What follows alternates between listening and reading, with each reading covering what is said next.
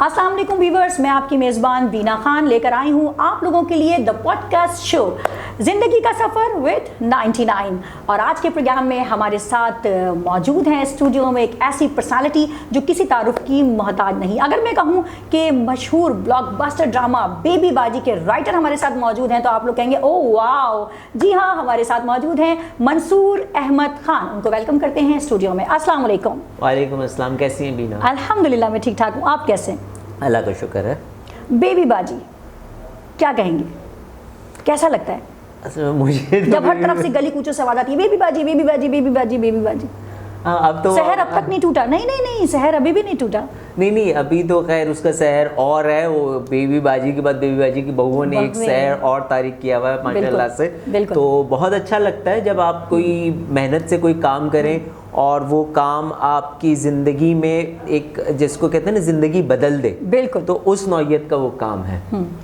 तो बेबी बाजी के बाद जिंदगी बदल गई, लोगों ने पहचानना शुरू कर दिया, तारुफ ये बन गया क्या कौन है, अच्छा फला कौन है, ये वो बेबी बाजी के राइटर। नाम ना बताएं राइटर तो वही काफ़ी होता है। अच्छा वो ड्रामा आपने लिखा है तो दैट्स इंडीड। हालांकि मंसूर आपका बेबी बाजी से जो पहले फुल फ्लैश ड्रामा बब्बन खाला की बेटियां वो भी आपने ही लिखा है ना? आपने ऐसा कहा कि मैं एकदम से गड़बड़ा गई। माशाल्लाह वो भी तो इतना सुपर डुपर हिट था। और ख़ास करके जो कैरेक्टर था उसमें एक हैदराबादी खातून का, ओ माय गॉड, मेरी अम्मी वो इतने उससे देखती थी ना कि मैं आपको क्या बताऊं। असल में वो जो कैरेक्टर था ना नजमा हैदराबादन, एग्जैक्टली हाँ। तो मेरे साथ वो डायरेक्टर अल्लाह उन्हें जन्नत नसीब करे आतिफ भाई होते थे। जी बिल्कुल, आतिफ भाई तो बहुत बड़े डायरेक्टर थे आतिफ हुसैन, उन्होंने कंसीव किया था और हमने मिल के उसकी कहानी और वो सारी चीज़ें की थी। मेरी बहुत अच्छी दोस्त है समीना नज़ीर, लेकिन वो कैरेक्टर ऐसा हिट हुआ था कि लिटरली आज भी बब्बन खाला की बेटियां एक तरफ और वो कैरेक्टर एक तरफ, ऐसा ही था। ऐसा ही हुआ है ना, क्योंकि वो सब उनको उनके सीन का इंतजार करने लगे थे। इवन कि मैं भी जब हम ड्रामा देख रहे होते थे अम्मी के साथ, अम्मी वैसे मेरी ज़्यादा ड्रामा और ज़्यादा शौक से देखती हैं, कोई ड्रामा मिस नहीं करती। तो उस कैरेक्टर का ना मैंने नोटिस किया था कि बाकायदा इंतज़ार होता था वो जो हैदराबादी कि वो कब स्क्रीन पर आएंगी। तो उसके भी तमाम ही कैरेक्टर बहुत मज़े के थे बब्बन खाला की बेटियां। लेकिन अब मेरे ख्याल से सवाल बनता नहीं क्योंकि आपने खुद ही बता दिया आपका भी फेवरेट कैरेक्टर मेरे ख्याल से उस ड्रामे का यही है। नहीं मेरा बेबी, उसमें भी एक बेबी थी। हाँ बिल्कुल थी, बिल्कुल थी। उसमें मेरा वो कैरेक्टर बड़ा फेवरेट था और वो फरियाल महमूद ने किया था, वो किया भी बहुत अच्छा था। तो वो आप सही कह रही हैं कि वो मेरा फुल फ्लैश कह लीजिए एक जिससे मुझे एज अ राइटर रिकग्निशन ज़रूर मिल गई थी। लेकिन आपकी ज़िंदगी में कुछ चीज़ें ऐसी होती हैं, बड़े से बड़े राइटर हों, वो चाहे 50 प्रोजेक्ट लिख दें लेकिन उन 50 में से 5 प्रोजेक्ट्स ही उनकी शनाख्त के तौर पे जाने जाते हैं। बिल्कुल ऐसा ही। तो बेबी बाजी मैं समझता हूँ मेरी एक शनाख्त के तौर पे आने वाले दिनों में जाना जाएगा, बल्कि मैं समझता हूँ मरने के बाद भी वो एक लेगेसी के तौर पे शुमार किया जाएगा।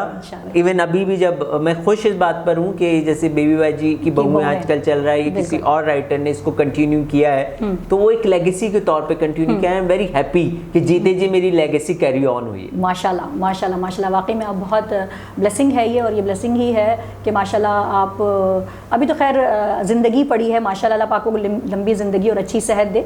अभी आपकी एज ही, अभी आपकी उम्र ही क्या है मंसूर अहमद साहब। अच्छा जी, माशाल्लाह थिएटर आर्टिस्ट भी हैं आप, तो कहीं से बाकायदा इसकी तालीम हासिल की या बस नेचुरल? नहीं वैसे आर्टिस्ट तो नेचुरली होता है, आर्टिस्ट बॉर्न आर्टिस्ट होता है। हाँ। मैं भी मानता हूँ, लेकिन आपको पॉलिश जरूर करना पड़ता है सारी चीज़ों को। ये तो है। जैसे हमें बोलना आता है लेकिन अगर अपनी ज़बान के अलावा कोई और ज़बान हो तो उसे सीखना पड़ता है। एग्जैक्टली ठीक है ना। अगर आपने जैसे हमारे यहाँ बहुत से लैंग्वेज सेंटर खुले हुए हैं जिनको इंग्लिश नहीं आती, वहाँ से जाके इंग्लिश सीखते हैं। बिल्कुल। इसका मतलब ये नहीं कि उन्हें बोलना नहीं आता लेकिन वो ज़बान नहीं आती। इसी तरह आर्टिस्ट को आर्ट करना आता है। मैं समझता हूँ अल्लाह ताला ने ना हर इंसान की फितरत में एक आर्टिस्ट ज़रूर रखा होता है। अल्लाह ताला खुद मुसव्विर है, उसका नाम है मुसव्विर। तो अल्लाह ताला ने हमारे अंदर भी पैदाइशी तौर पे आर्टिस्ट पैदा किया। बहुत से हम जैसे खुश नसीब एक्सप्लोर कर लेते हैं और कुछ लोग एक्सप्लोर नहीं कर पाते, वो दुनिया में खो जाते हैं। वरना हर शख्स दुनिया में एक आर्टिस्ट के तौर पे आया है, क्योंकि मैं समझता हूँ हर इंसान को अल्लाह ताला ने ना दुनिया को खूबसूरत बनाने के लिए भेजा है। बिल्कुल ऐसे कि जाओ और मेरी दुनिया को खूबसूरत बनाओ और खूबसूरत बनाओ। बिल्कुल। तो हमारा काम ही यही है। तो मैंने जो आप कह रही हैं कि कहीं से सीखा है, तो वो बेसिकली कराची में अकेडमी है, national academy of performing arts, और मैं बड़ा खुश नसीब रहा कि वो शख्सियात या वो लेजेंड्स जो अब इस दुनिया में नहीं रहे, वो मेरे उस्ताद रहे हैं। मैं नाम लेना चाहूँगा बिल्कुल बिल्कुल जिया मोहिउद्दीन साहब का, मैं नाम लेना चाहूँगा डॉक्टर अनवर सज्जाद साहब का, तो ये मेरे उस्ताद रहे हैं नेशनल एकेडमी में। मैं नाम तलत हुसैन साहब, मतलब अब हम जब जिक्र कर रहे हैं तो मुझे याद आ रहा है अच्छा इतने लोग अब दुनिया में नहीं रहे, लेकिन मैं खुश नसीब हूँ। लेकिन उनका काम आपकी सूरत में वो है, अगर देखा जाए। हाँ, मंसूर अहमद खान के अंदर वो अभी भी मौजूद है हर स्टूडेंट में। मेरे सामने आप यही उस्ताद की खुशनसीबी ये होती है कि वो अपना कुछ ना कुछ हर स्टूडेंट के में छोड़ जाता है और वो स्टूडेंट्स उसके काम को आगे बढ़ाते हैं और इस तरह से वो जिंदा भी रहते हैं। बिल्कुल ऐसा ही। और जो मेरे उस्ताद जिंदा हैं, जनाब राहत काज़मी साहब, अंजुम अयाज साहब, बिल्कुल, मैं अल्लाह उनको सेहत दे, जिंदगी दे। और वो हमारे लिए, मैं कहता हूँ अभी भी हम शायद उनसे उतना फ़ायदा नहीं उठा रहे, लेकिन हमें उनसे और सीखना चाहिए। अच्छा Mansoor, as a content writer भी आपने अपनी खिदमत दी, तो किन किन चैनल्स पे आपने एज अ कंटेंट राइटर के अपनी खिदमत? कंटेंट मैनेजर, स्क्रिप्ट एडिटर हैसियत में काम किया है। कंटेंट मैनेजर की हैसियत से, sorry, content manager, script editor, script writer, content writer, ये सारी पोजीशंस पे डिफरेंट चैनल्स पे मैंने रहा हूँ। मैं A+ पे रहा, फिर वहाँ से स्विच किया तो फिर मैं हम टीवी में आया, हम टीवी से स्विच किया तो फिर मैं बोल टीवी में चला गया, बोल टीवी से स्विच किया तो एक प्रोडक्शन हाउस बिग बैंग है, वहाँ पे मैं एज हेड ऑफ कंटेंट रहा। तो उसके बाद फिर मैं फ्रीलांसर राइटर के तौर पे, तो एक अच्छा जर्नी है। लेकिन बहुत मतलब मुझे राइटर बनने में इस फील्ड ने बड़ा मदद दी एज ए स्क्रिप्ट एडिटर, क्योंकि मैं बहुत बड़े बड़े राइटर्स के स्क्रिप्ट्स को एडिट किया। तो पढ़ने से मुझे ना, उनकी एपिसोड्स देखने से, उनके लिखे हुए को पढ़ने से मैंने बहुत कुछ सीख लिया, बहुत कुछ वाकई में ज़बरदस्त भाई। अच्छा, बेबी बाजी के मंसूर अहमद खान का बचपन कैसा था? क्वाइट था या नॉटी था या दीवारें फलांगने वाला था? नहीं, बहुत शरीफ बच्चा या बैल बजा के भागने वाला था? नहीं, बिल्कुल नहीं। बल्कि मैं ऐसे बच्चों को डांटता था, मतलब मैं कहती यार क्या हरकत है। अच्छा, किसी को बहुत डिसेंट बच्चा था। किसी की बुलिंग नहीं करना, किसी की बुलिंग हो रही है तो उसको सेव करना, उसको रोकना, इस तरह के स्टूडेंट था। पढ़ने में अच्छा था, कभी भी मैं मतलब मैट्रिक तक तो क्लास के आप टॉप 5 स्टूडेंट्स में नाम लेंगे तो मेरा नाम होता था हमेशा। ग्रेट। तो वो पढ़ने में मैं अच्छा था। अच्छे में नहीं भाई, मजा नहीं आया मुझे। सवाल का सवाल हटा दीजिए वाला, मुझे मजा नहीं आया। जो मैं सुनना चाह रही थी ना वो मुझे सुनने को नहीं मिला। अच्छा चलें ठीक है। बच्चे तो बहुत आप सीधे सादे से थे, और कोई जिस तरह मैं चाह रही थी कि वो बैल बजा के भागने वाला, वो नहीं है। बेबी बाजी का जो बच्चा है वो बड़ा ही कोई सीधा सादा है। कॉलेज में भी कॉलेज यूनिवर्सिटी सब खामोशी से बस पढ़ाई। Oh my God. अच्छा, थोड़ी सी बात हट के एक सवाल जी। आजकल के बच्चे तो माशाल्लाह मैट्रिक के लेवल पे भी आते हैं तो उनको पसंद नापसंद शुरू हो जाता है, कॉलेज यूनिवर्सिटी।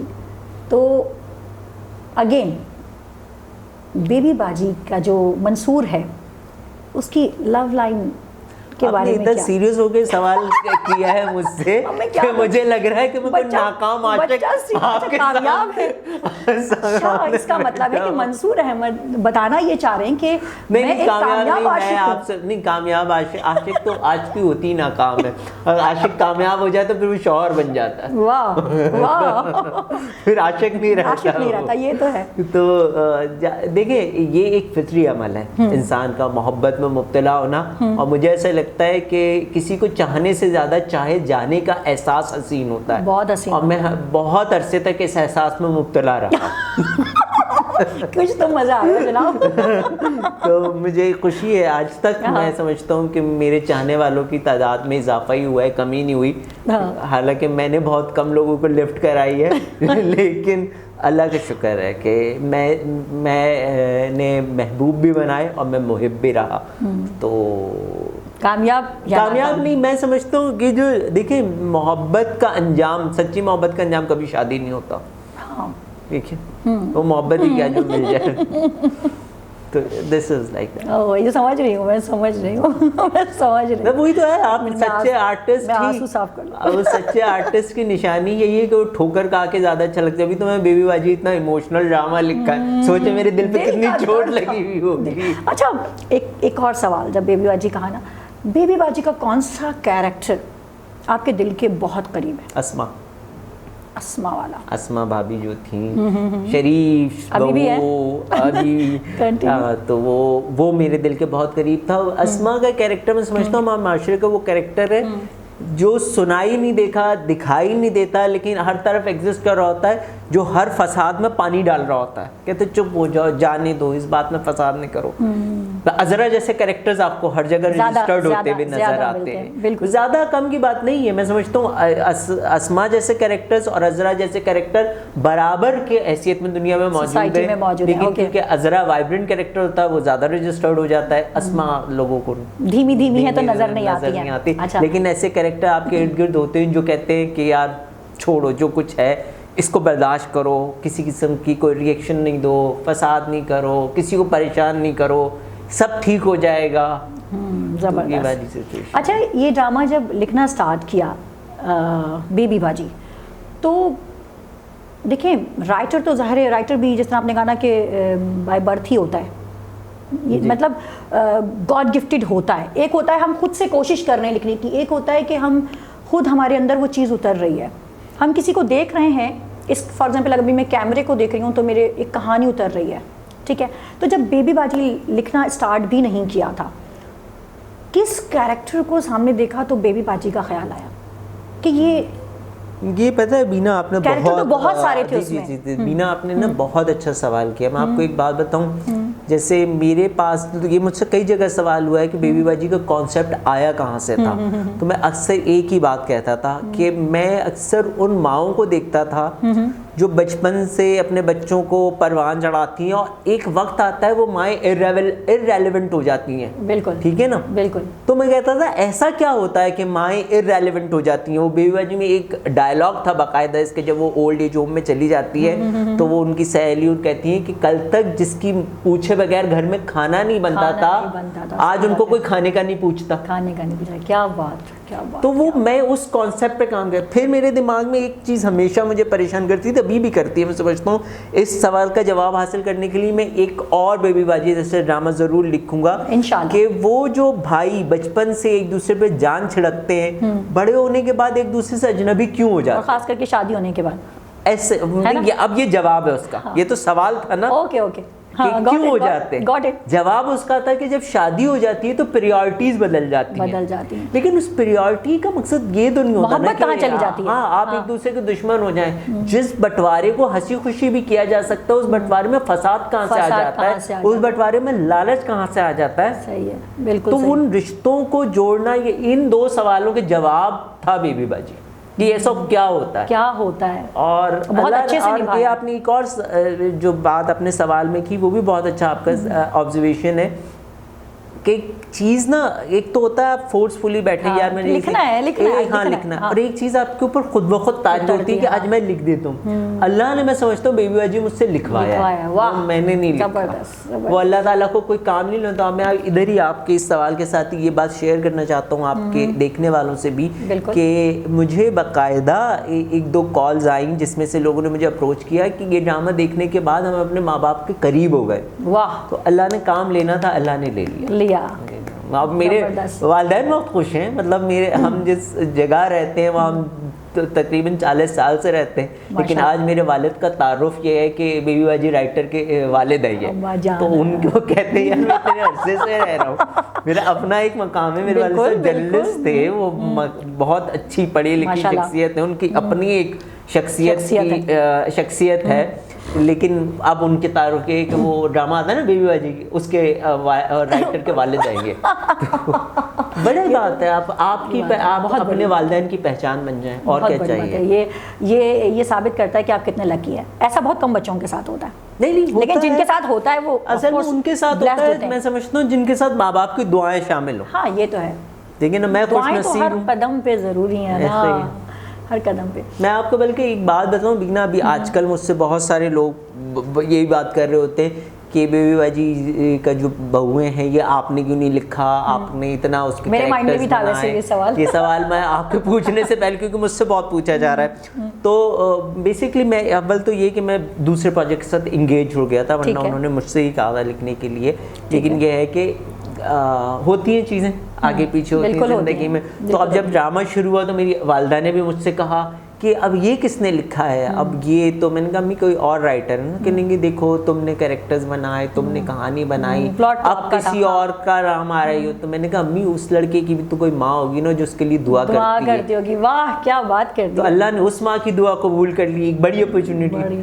तो फिर मेरी अम्मी कहती हाँ अल्लाह उसे भी कामयाब करेंगे। तो दैट इज द थिंग कि मेरी बहुत बेस्ट विशेस हैं जो सीज़न 2 के राइटर हैं उनके लिए भी, अल्लाह हम सबको कामयाब करे, हम सब मेहनत से काम करें। आमीन सुम आमीन। और हम तो चाहेंगे क्योंकि आप इतना अच्छा लिखते हैं। और देखें राइटर तो अब जब से सोशल मीडिया आया है ना, राइटरों की तो वैसे भी भरमार लग गई है, ठीक है, मतलब पहले से अब कहीं ज़्यादा राइटर मौजूद हैं, लेकिन जो दिल से लिखते हैं, जो फील करके लिखते हैं, जो मकसद से लिखते हैं, ऐसे राइटर कम है। तो ऐसे राइटर से मैं चाहूँगी कि वो एक बार फिर बेबी बाजी ना सही कोई और बाजी लेकिन लिखेगा जरूर। बाजी भाई भाई के भी बड़े कैरेक्टर होते हैं जनाब। ये मेरी इंशाल्लाह मैं देखने वालों से भी ये दुआ करूँगा, मेरे दिमाग में एक कहानी है जो मैं समझता हूँ कि मुझे लिखनी चाहिए। एक तो होता है ना आप अपने रूटीन का लिख रहे हैं, रूटीन के लिए लिख रहे होते हैं, एक होता है आप कहते हैं यार ये लिख कर चले जाओ, अगर किसी ने इस ड्रामे को देखा ना तो उसकी ज़िंदगी में इस्लाह हो जाएगी। तो वो एक है कहानी, अल्लाह ने मुझे हिम्मत दी तो मैं ज़रूर उस कहानी पे भी काम करूँगा और वो ज़रूर आएगी स्क्रीन पे इंशाल्लाह। अच्छा, मंसूर अहमद खान साहब, पाकिस्तानी फिल्म का एक गाना है, ज़िंदगी के सफ़र में अकेले थे हम, आप जैसा हमें मेहरमा मिल गया। किसका नाम दिमाग में आता है? कोई एक नाम? ये बहुत सारे नाम नहीं, कोई एक नाम से चले दो, वैसे एक ही है। नहीं, मैं आपको, ये आपने अच्छा सवाल किया है। जैसे जब मैं नापा से पास आउट हुआ ना तो मैंने फौरन अपना एक थिएटर ग्रुप बनाया था। अच्छा, जब मैंने थिएटर ग्रुप बनाया हम चले गए एक ऑडिटोरियम में, वहाँ हमने कहा कि हम एक प्ले करेंगे, पैसे कुछ थे नहीं। अच्छा, आपने शायद नाम सुना, फुरकान हैदर साहब एक प्रोड्यूसर होते थे थिएटर के, जिन्होंने ये बकरा किस्तों पर प्रोड्यूस किया था, उमर शरीफ का। सही। तो वो ऑडिटोरियम आयशा मंजिल पे एक ऑडिटोरियम था, शानजिया ऑडिटोरियम, उनके पास था शायद। मैंने कहा सर मैं इस तरह से थिएटर करता हूँ और मेरे पास पैसे वगैरह नहीं है, मुझे तो ऑडिटोरियम चाहिए। कितने दिन के लिए चाहिए? मैंने कहा सर एक दिन हम टेक्निकल रिहर्सल करेंगे और एक दिन परफॉर्मेंस देंगे। जाओ 2 दिन बता दो कौन सी लेनी। अच्छा, फिर मुझे साउंड सिस्टम अरेंज करना था उधर, वो सारी चीज़ों के लिए वो भी उन्होंने अरेंज करके दिया। अच्छा, मुझे ये था कि जब ये शो हो जाएगा तो कहेंगे ये लो बिल टेक्निकल ऐसा ही होता है, उन्होंने वो बिल भी नहीं मांगे। तो मैं आज कभी पीछे पलट के देखता हूँ, मैं कहता हूँ यार अल्लाह ने कैसे खुद ही रास्ता बनता चला गया ना। हाँ। फिर आपको मैं मज़ेदार बात बताता हूँ। सैयद आतिफ हुसैन थे, जब मैं इसमें आया नैपा से पास आउट होके मैं काम ढूंढ रहा था, ठीक है, काम ढूंढते मैं पहुंचा फ़हीम बर्नी के पास प्रोडक्शन हाउस। अच्छा, मैं आया था हीरो बनने के लिए, मैंने एक्टिंग में मेजर वैसे हीरो बन सकते हैं, हमारे मंसूर अहमद साहब हीरो भी बन सकते हैं। से आपकी क्या मतलब है, थिएटर है ना भाई, थिएटर तो करते हैं, थिएटर तो आप करते हैं, लेकिन हम कहते हैं कि स्क्रीन पे भी कोई नहीं, मैं उसी के लिए आया था। तो उन दिनों मेरी फ़हीम बर्नी से मुलाकात हुई, उन्होंने कहा यार मैं अभी कुछ नया तो शुरू नहीं कर रहा हूँ, ये है कि ईद आने वाली है, तुम लिखना भी जानते हो कि जब तुमने नापा से पढ़ा है। अच्छा, मैंने उससे पहले कुछ नहीं लिखा हुआ था, लेकिन मैंने कहा यार एक डायरेक्टर से मेरा लिंक बन रहा है। मैंने कहा हाँ मैं लिख दूंगा, आप बताएं क्या लिखना। टेलीफिल्म, उन्होंने मुझे कहानी बताई, मैंने वो टेलीफिल्म 1 हफ्ते में लिख के ली। जबरदस्त। यार वही वाली बात है, आपने जो कहा ना बॉर्न, मैंने उससे पहले कुछ नहीं लिखा हुआ था, लेकिन उन्होंने टेलीफिल्म पढ़ी और वैसी की वैसी उन्होंने कहा इसको फॉरवर्ड कर दो चैनल पर। वाह क्या बात है। और वो उसी दिन उसका अप्रूवल आ गया और वो शूट पे चली गई। तो मुझे ये बेबी बाजी ड्रामे में उसके जो रामीन के फादर बने थे वो उसके प्रोड्यूसर थे उस टेलीफिल्म के। तो उन्होंने मुझे अपने ऑफिस में बुलाया उस वक्त और कहने लगे कि ये देखो ये इतने सारे स्क्रिप्ट पढ़े हुए, हम चैनल्स भेजते हैं, ये रिजेक्ट होके वापस आ जाते हैं, तुम खुश नसीब हो कि तुम्हारा स्क्रिप्ट गया और उसी वक्त अप्रूव होकर आ गया। तो दिस इट हैपेंस। किस तरह से एक बंदा डिफरेंट मंजिलों पे आपकी किसी ना किसी ने अल्लाह ने फिर आतिफ भाई हाथ पकड़ा है आप। फिर आतिफ भाई, फिर जंजीबील जब मेरा पहला सीरियल था वो मैंने को राइटर लिखा था, वो किसी और राइटर का सीरियल था, उसमें मेरे को राइटर के हवाले से नाम आया था।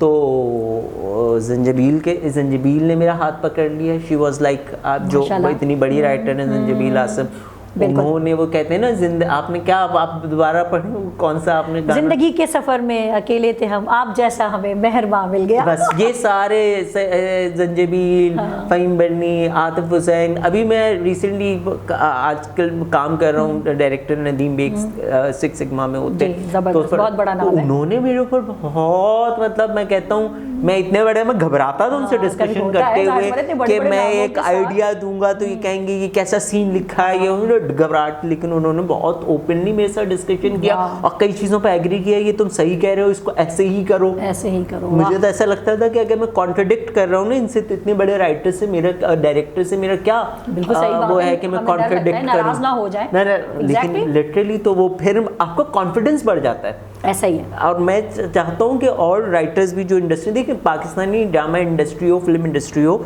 इस वक्त राइटर्स की बहुत कमी है, तो मैं देखने अच्छे वालों राइटर्स की, हाँ अच्छे राइटर्स की, तो खैर मैं राइटर्स भी कहूँगा, इंसान लिखता रहे ना कभी तो अच्छा बन ही जाएगा, तो प्रैक्टिस करते रहे। मैं ये तो नहीं सोच रहा कि मैं ये हरगिज़ नहीं कह रहा मैं कोई बहुत अच्छा राइटर हूँ, अब लेकिन ये है कि आप प्रैक्टिस करते रहेंगे ना, मेहनत और प्रैक्टिस और लगन, जी बिल्कुल, काम का जुनून, तो ये सारे नाम हैं। फिर आप शुक्रगुजार हूँ मैं अपने, मतलब उन सब लोगों का जिन्होंने हाथ पकड़ा, अच्छा मौका दिया। आप दूसरा गाना भी कोई सोचें जिन्होंने रोड़े भी अटकाए जिंदगी में, उन्होंने और हिम्मत दी कि नहीं अब मैं तुम्हें करके दिखाऊंगा। दोस्त दोस्त नारा वाला याद आ रहा है। हाँ ऐसा हुआ, दोस्त नारा, जिंदगी हमें तेरा एतबार, मुझे अभी ये याद आ रहा है। बहुत अच्छी बातचीत हुई आपसे, और आपने अपनी ज़िंदगी का जो, अभी तो माशाल्लाह आप बहुत छोटे हैं, अभी तो पूरा सफ़र आपके आगे पड़ा है, अल्लाह पाक आपको ढेर कामयाबियाँ अता करे, मंसूर अहमद खान, और आप और भी अच्छे ड्रामे लिखें, बब्बन खाला की बेटियां हो या बेबी बाजी, दोनों ही बेहतरीन है। और हम उम्मीद करते हैं कि जिस लगन के साथ आप ज़िंदगी के सफ़र को तय कर रहे हैं, मेहनत भी है, लगन भी है, जुनून भी है, अपने पेशे से मोहब्बत भी है, जब ये सारे एलिमेंट इकट्ठे हो जाते हैं तो फिर बन जाती है कह सकते हैं बेबी बाजी, फिर बन जाती है बब्बन खाला की बेटियां, फिर बन जाता है मंसूर अहमद खान। बहुत अच्छा लगा आपके साथ बात करके, और आपने अपने जो लाइफ जर्नी है हमारे साथ शेयर की। Thank you so much. सलामत रहिए, खुश रहिए। कुछ कहना चाहेंगे अगर लास्ट में अपने व्यूअर्स को? लास्ट में मैं आपके चैनल के व्यूअर्स को कहना चाहूँगा कि बस देखते रहें 99, और बहुत अच्छा लगा बीना आपसे बात करके, अच्छे सवाल थे, लाइवली सेशन था, वो फॉर्मल इंटरव्यू नहीं था, मेरी कोशिश यही थी। हाँ। तो मैं बस अभी बहुत सारे और भी सवाल हैं लेकिन टाइम कम, नहीं, हम मजे के सवाल, फिर किसी और ड्रामे की कामयाबी पे एक साथ बैठेंगे और गुफ्तगू करेंगे इंशाल्लाह। थैंक यू सो मच, बहुत शुक्रिया। जी व्यूअर्स, अब तक के लिए बस इतना ही। अगर आपको हमारा द पॉडकास्ट शो जिंदगी का सफ़र विद 99 अच्छा लगा है तो लाइक और कमेंट ज़रूर कीजिएगा, और चैनल को सब्सक्राइब करना बिल्कुल भी ना भूलिएगा। बीना खान को दीजिए इजाज़त, अपना बहुत ख्याल रखिएगा, अल्लाह हाफिज़।